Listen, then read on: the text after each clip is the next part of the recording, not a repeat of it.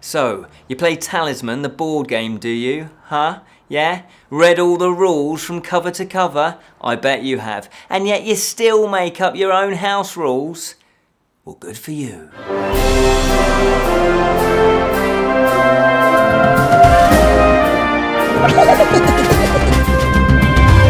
Hello and welcome to the Friday Fantasy Show from the Bottled Imp, exploring the realms of fantasy. My name is Ken Boyter and today we're going to be doing Talisman House Rules. Oh yes, indeedy.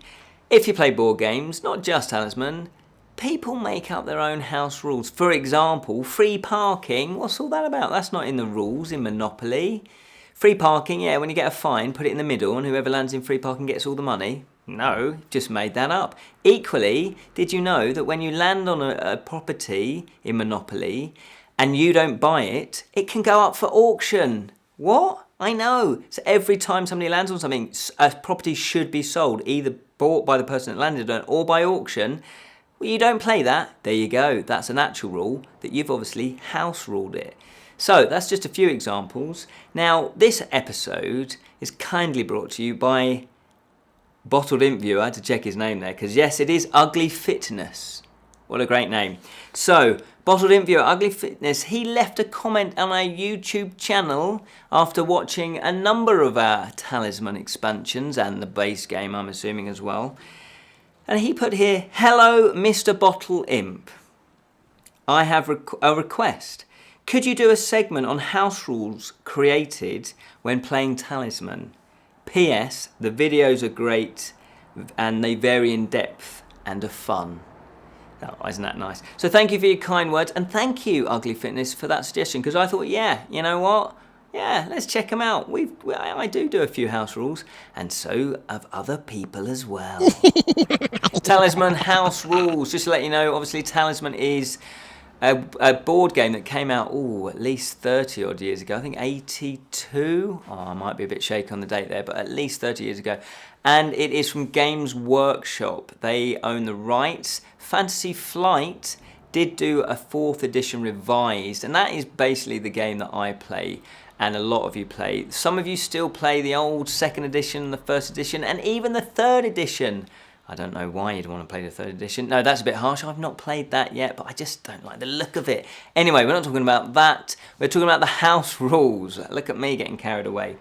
So what I decided to do was I've got a few of my own house rules, one of which is, and I'm not going to go into all of my house rules, but one of which is when you roll for the death, or for the Grim Reaper, and you roll for the werewolf, we change it. So death is on a roll of 1 and the werewolf is in a roll of 6. Now I believe both of them should be on 1 or 6. I can't remember which now because I house rule it so much. Because we thought, well, if you roll a 1 and then you're moving the Grim Reaper and the werewolf, is that a bit much? So we decided to split that up. So that's just a little example. So I thought, you know what, I'm going to put this out to the Bottled Imp Fellowship. Yes, we have a fellowship. It's on Facebook. So go to Facebook, search for the Bottled Imp Fellowship, click join and we'll add you in. So I put up the question, has anybody got any house rules that they use for Talisman? And as you can imagine, we had some responses. So as I said, Ugly Fitness was the one that kicked all this off. He has a house rule. And it's all to do with strength and craft. Now, I'll just quickly tell you about strength and craft. Obviously, Talisman, people that play this regularly will know, if you've got craft, if you've got strength, which you do, everybody starts off with a starting quota on their little character sheet. The aim really is to try and get your strength and your craft, hopefully both of them, up to a certain level so that you can, defeat monsters and you can crack into the, to the inner region. You have to need one of those or maybe both of those to then defeat the inner region because you'll be skill tested, basically rolling dice, and it all comes down to what your strength is and what your craft is. Now, Ugly Fitness has put here, we cap strength and craft at 12. So you can only have a total of 12, meaning you're unable to gain any more units of those stats, but are able to boost them with various items, followers, or trinkets. So there's two things. Sometimes you can, a stranger might grant you a strength, and you just add that to your base strength. Or you might pick up a sword that then the sword adds 1 or however many it may be to your strength. But obviously if you drop the sword, then you don't no longer have that strength. Whereas if you've added it to your base strength, that is part of you. So if you were to drop something, you wouldn't lose that because you've given it in whatever way magically. Plus also if you collect trophies, if you kill something or you add up trophies, monsters, creatures that have a score that add up to 7 or more, then you can cash that in for either a craft or a strength. So therefore there's a difference. If you got objects and you lose those objects, you no longer have that craft or strength. So they say here, Ugly Fitness, they cap them at 12, but you can still boost it with various followers, items and trinkets. When they do hit 12 in battle, the enemy throws 2 dice in attack roll. And if they hit 18, the dice roll goes up to 3. So clearly, if you've got a base strength or craft of 12, and you're doing psychic combat or battle, whichever one you're using, strength or craft, and then you've got objects that will boost it up over to 18, then what Ugly Fitness is saying is that they play that the enemy then gets to roll 3 dice as an attack roll instead of, the usual 1. So that's a pretty cool house rule, isn't it? Because then it makes it slightly harder, because otherwise, he says here, we're getting players who are so overpowered, they would just walk through the game, especially if they had a warhorse and a flail combined. So basically it's just saying that characters seem to just get too overpowered, and that was a good way of balancing it out. Samuel W. Bailey, he has replied to that. He said that flail should be auto-fail if you roll doubles, not an auto-succeed, because the flail, it says you may roll 2 dice during battle and add them together to determine your attack roll. If you roll doubles, your opponent cannot add his attack roll to his attack score. So obviously he's thinking that the flail is actually too overpowered as well. But it also is at least the warhorse has a drawback. So you got a warhorse card. If you pick up a warhorse card, what did I say there? Warhorse. Careful how I say that. Add your craft value to your strength during battle. If you lose a life during any battle or psychic combat, you must discard the warhorse. So obviously he's saying, yes, it is overpowered, but at least there's some sort of, balance to that, because you would lose the warhorse. Whereas the flail, no, it's just an auto-succeed. If you roll doubles, your opponent cannot add its attack roll to the score. So there you go. Now I just want to point out that Samuel W. Bailey, he knows a thing or two about designing games, especially Talisman, because he is a games designer and he is part of the Bottled Imp Fellowship. So we always listen when he's talking about games. I'm just going to give a little flavour of what he's done. He's the co-designer of Talisman, the Deep Realms, design of Talisman Cataclysm, design of Talisman the Fireland expansion, design of Talisman the Woodland expansion, design of Talisman the Harbinger expansion. So he knows a thing or two. But not only that, he is the co-designer of Forbidden Stars. He's co-designer of Relic, the Halls of Terror expansion. He's the co-designer of Elder Signs, the Gates of Arkham. Co-designer of Mansions of Madness, the laboratory. He's done loads. So he used to work for Fantasy Flight for 3 years.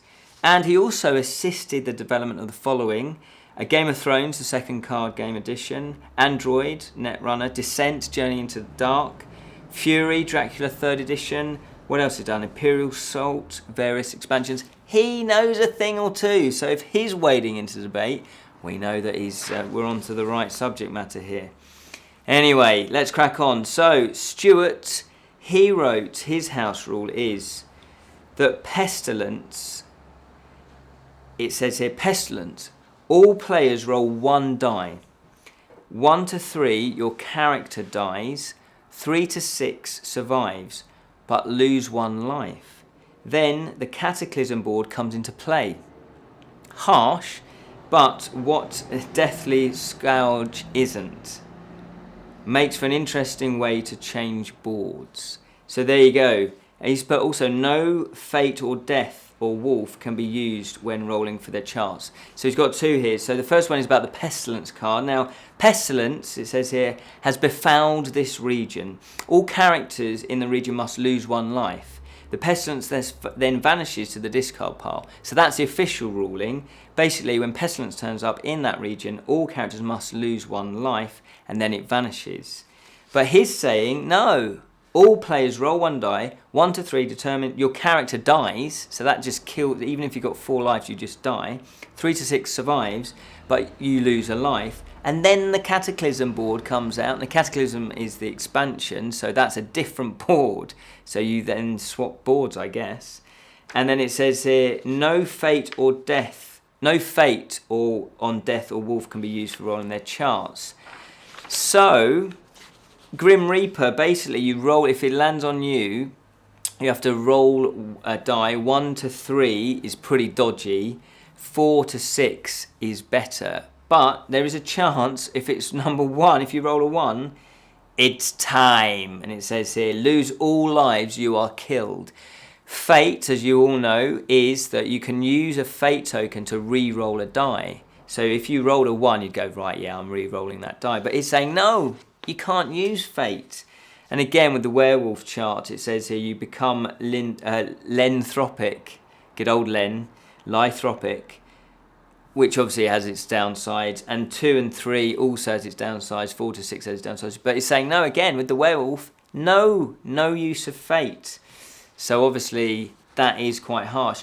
Ian, he commented on that comment, no fate uses on Reaper is harsh. It is harsh, but then, you know, they're spicing it up. Stuart's replied, it certainly makes death a much scarier NPC, non-player character. It certainly does. And then Ian has his own house rule. He says, I wonder if anyone has tried similar house rule but using the Harbinger to bring the Cataclysm board into play. So the Harbinger card. So it says here, before the game begins, players must first decide which omen set they wish to use. And it says, check the subcategories in this page, obviously of the rulebook. Collect all 8 omen cards before belonging to that omen set. So that's what you do. You have a choice of omen, then you should collect all the cards up. Then it says when an effect causes the top of the omen stack to be discarded, take the top card of the omen stack and place it face up on top of the omen stack, discard pile, sorry. Then resolve any immediate effects on the newly revealed omen card. If there are no cards remaining, and this is the key bit, in the omen stack, the game is over and all characters have lost the game. Yes. So basically you don't want those omen cards to run out. You are trying to, there's mechanisms for it to go through the deck, but there are equally mechanisms to put back the deck so there's more cards in the deck.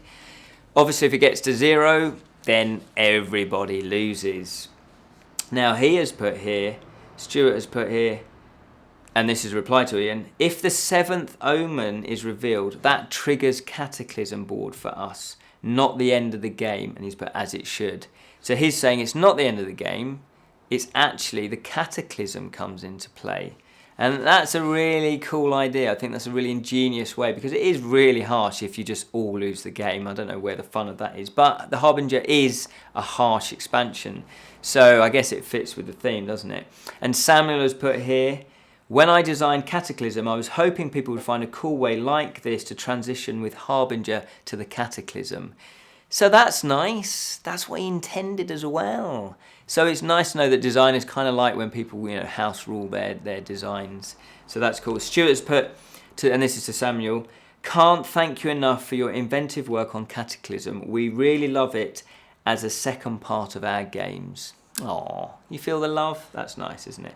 And Vivian, she's piped up and put, and this is to Stuart, I like this idea. Yeah, I like this idea as well. It's a nice transition.